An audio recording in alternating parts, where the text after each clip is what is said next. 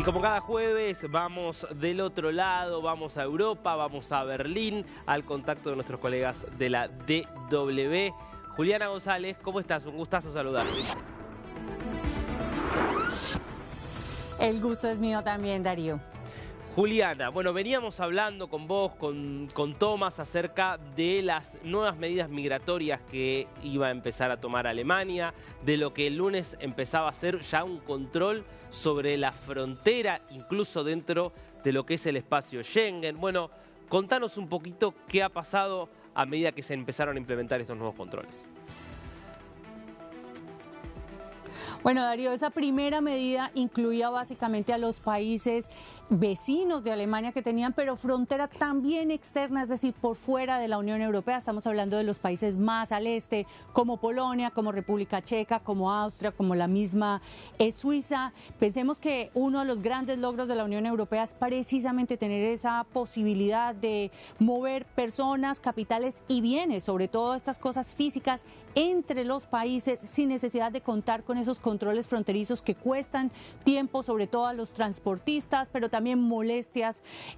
Pero aquí lo que pasó es que esta semana no fueron suficientes para Alemania esos primeros controles, sino que decidió cerrar sus 9 fronteras terrestres. Esto significa que hay controles, por ejemplo, también con Dinamarca, con Francia, con Países Bajos, y esto lo que ha hecho, pues, por supuesto, es molestar profundamente a los vecinos por ese rompimiento, si se quiere, de facto, con ese pacto de lo que significa Schengen, sobre todo, y estas son palabras de los socios europeos, cuando no existe un peligro real para Europa, sino más bien condiciones internas, como es en el caso concreto de Alemania.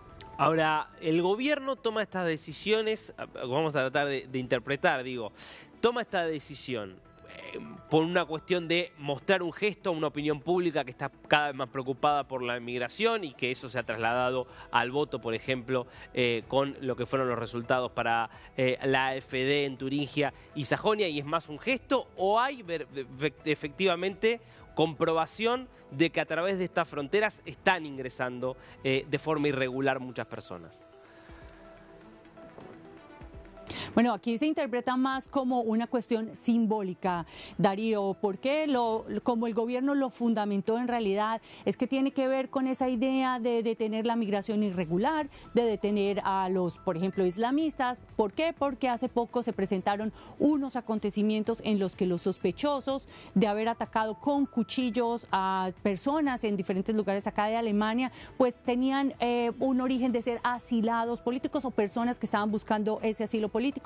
Esto fue, digamos, como el detonante para que la ministra del Interior tomara esa decisión, pero tenemos que pensar que nosotros tenemos aquí un gobierno de coalición que dentro de un año exacto tiene que presentarse de nuevo a las elecciones, y las posibilidades de reelección de esta coalición que tenemos hoy en día son bastante bajas porque hay un descontento con la manera en la que han gestionado los temas económicos. Alemania está viviendo unos procesos más cercanos a la recesión que al crecimiento económico, también influenciados obviamente por la geopolítica, pero mucho tiene que ver con ese manejo dentro del país, el manejo comunicacional y el manejo, digamos, de las migraciones, que se ha convertido más que todo como en ese caballito de batalla de un partido como es Alternativa para Alemania, que si bien es un partido que está bien a la extrema del espectro político, no podemos olvidar que por eso mismo es también un partido anti-inmigración, y con eso ha ganado bastante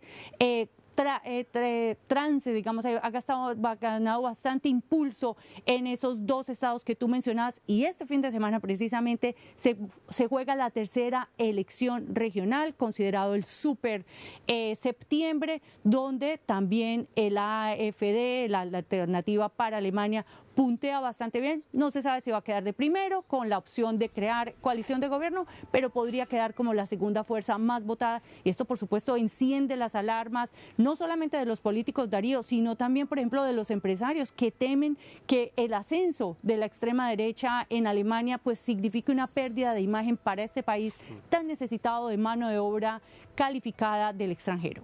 Clarísimo. Bueno, veremos entonces cómo continúan estos acontecimientos y cómo es la expectativa de esta elección que queda a nivel federal. Muchas gracias, Julián, un placer como siempre. Hasta la próxima. Un gusto, Darío, y seguramente lo hablaremos el lunes. Cuídate, hasta la próxima.